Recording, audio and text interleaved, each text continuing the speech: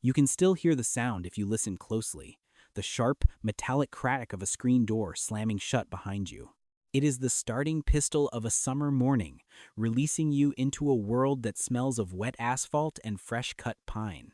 You are 7 years old, standing on the precipice of a concrete porch, looking out at a neighborhood that feels infinite. But before you run, look back at the house that stands silent and sturdy behind your shoulder. To you, it is just a building, a collection of wood and siding where you sleep and eat cereal. To the man inside, drinking his coffee in silence, that house is a fortress built against a living nightmare. Your father didn't just buy a mortgage, he constructed a sanctuary to keep the world from ending again. He came back from the frozen foxholes of Europe with a silence locked tight in his throat. He had looked directly into the abyss of global tyranny, refused to blink, and then came home to mow the lawn.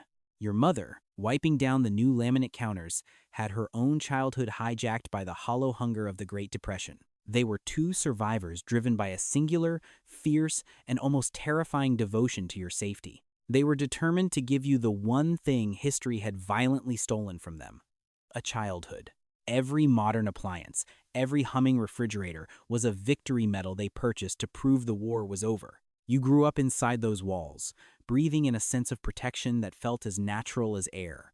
You never questioned why the doors stayed unlocked or why the pantry was always full. You simply accepted that you were wanted and that someone had fought a war for your right to play. But the moment your sneakers hit the sidewalk, the protective bubble of the house vanished completely. For the next 8 hours, you are not a child being watched. You are a free citizen of the block. There is no tracking device in your pocket, no digital tether, no way for anyone to find you. You move through the neighborhood with the swagger of a landowner, mapping the territory with your bike tires. You own the asphalt, but you were never truly alone in that kingdom. There was a surveillance system more effective than any camera, and it sat on the front porch 3 doors down. Picture Mrs. Henderson, rocking slowly in her chair, a glass of iced tea sweating in her hand. She isn't just enjoying the breeze. She is scanning the perimeter like a radar dish.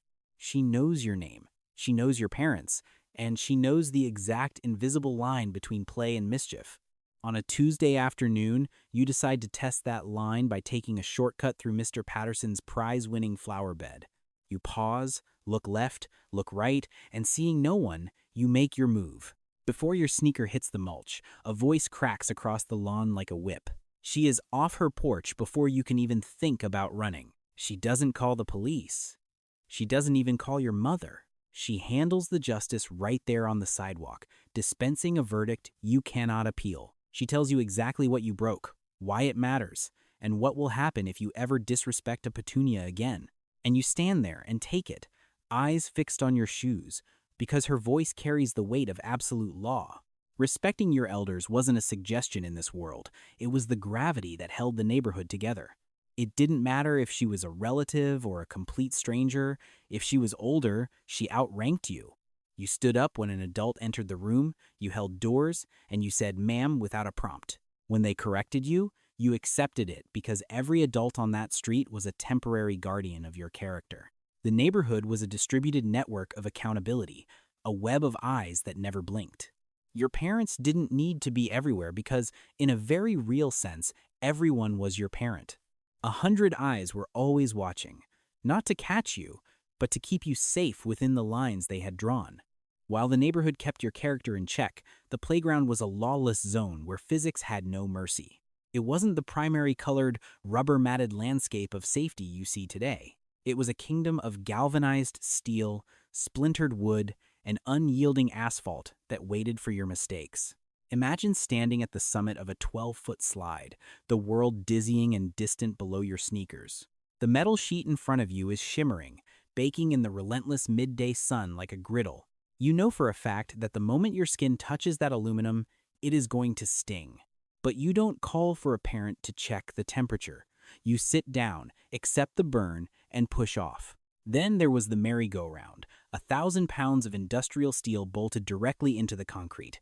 It was designed to spin as fast as the biggest kid on the block could possibly push it. You would grip those cold iron bars until your knuckles turned white, fighting the centrifugal force. If your hands slipped, there was no safety net to catch you, only the hard-packed earth.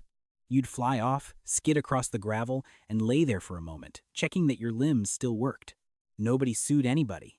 You just stood up, wiped the blood from your knee, and got back in line. Then came the giant stride, a towering pole with chains that could launch a child into terrifying, exhilarating flight. For a few seconds, you were airborne, suspended by nothing but your own grip strength and luck. You weren't being reckless. You were calibrating your body against the hard reality of the world. You were learning to judge speed, risk, and impact without a manual or a referee. That playground taught you something no safety regulation could ever communicate. It taught you that you were not made of glass, and that the world would not soften itself for you. You learned that you could take the hit, feel the pain, and choose to climb back up the ladder. If the playground taught you that you weren't made of glass, the vacant lot taught you that you could make things exist. There was no trip to a hardware store. You scavenged for discarded plywood and warped 2x4s like a treasure hunter. You borrowed a hammer from your father's workbench without asking, because asking meant explaining, and explaining meant no. Nobody told you where to put the support beams or warned you about structural integrity. You figured it out by building it wrong, watching it collapse, and starting over in the mud.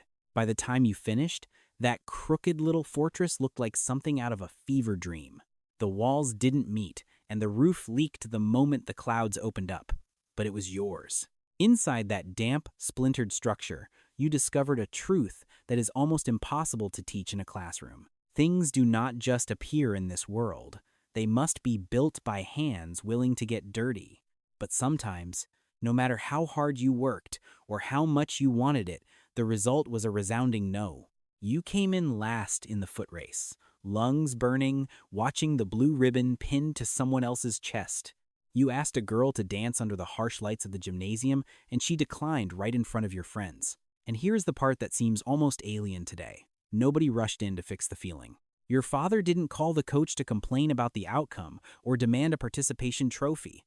Your mother didn't demand a recount or tell you that you were a winner just for standing there. You felt the full, heavy weight of disappointment, the flush of embarrassment, and the long, quiet walk home.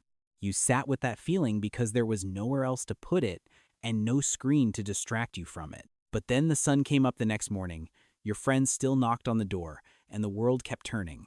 You discovered something that no amount of protection could have ever taught you. You can survive failure. Failure wasn't a verdict on your soul. It was just data, a piece of information to use for next time. But while you were scraping your knees on the asphalt, the frequency of the world began to change. It started as a static crackle on the radio, a sound that didn't belong to your parents' generation. It wasn't the polite, orchestrated crooning of the big bands. It was raw, electric, and dangerous. Elvis Presley didn't just sing. He broke a rule you didn't even know existed until he shattered it. You watched your father shake his head, a look of genuine worry crossing his face, as if a cage door had been left open. To them, those gyrating hips looked like the end of civilization. To you, they looked like the beginning. Then came the Beatles, 4 boys from Liverpool who turned that crackle into a global roar. 73 million people sat in front of the blue glow, watching the old world try to interview the new one. You saw Ed Sullivan, the ultimate authority, lose control of his own stage to a screaming crowd.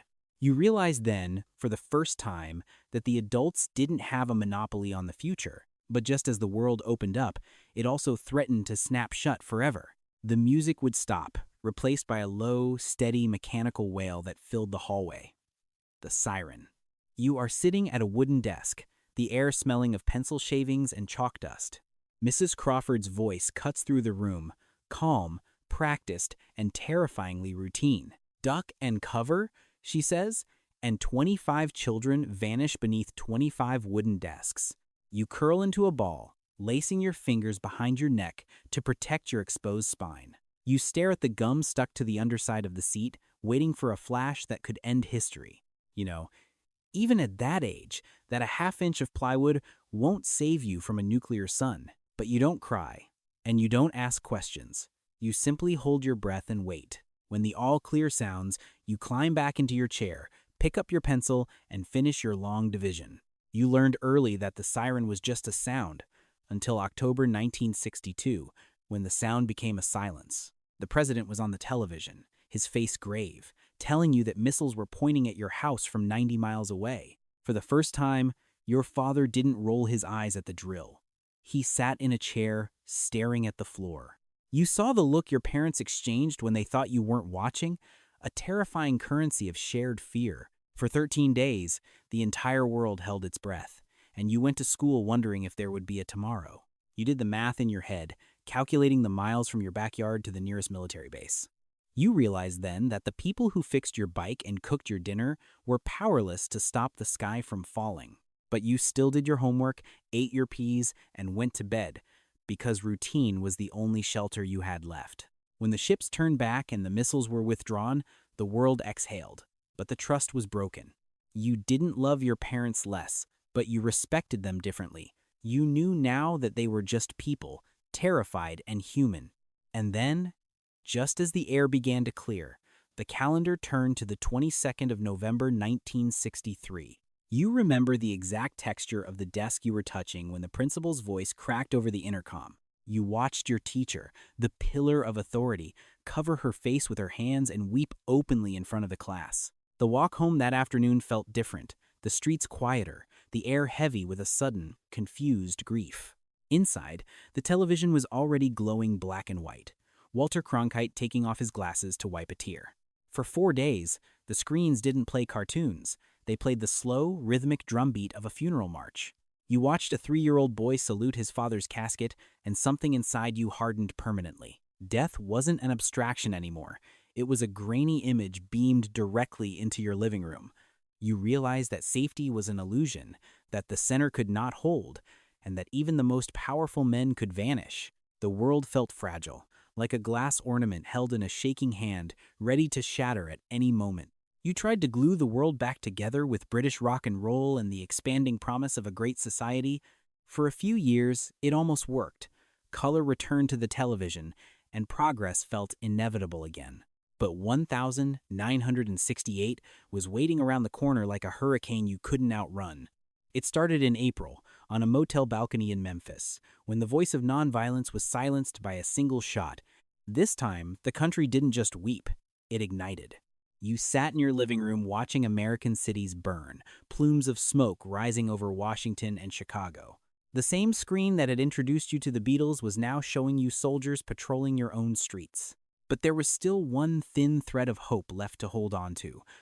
One name that still carried the old magic.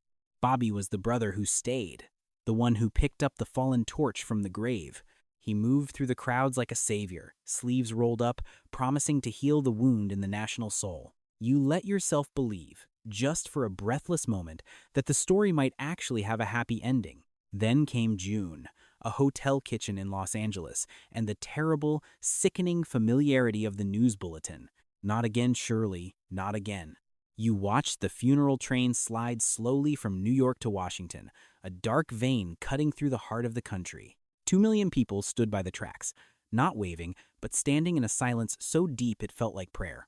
You were young, but in that moment, you felt ancient. You had witnessed 3 heroes murdered in 5 years, a trilogy of tragedy that defied belief. You learned the hardest lesson of all, that being good doesn't save you, and hope is not a shield. The train passed, the candles flickered out, and you were left standing alone on the platform of adulthood. The decade had stripped away your innocence layer by layer, until only the hard, unyielding core of resilience remained.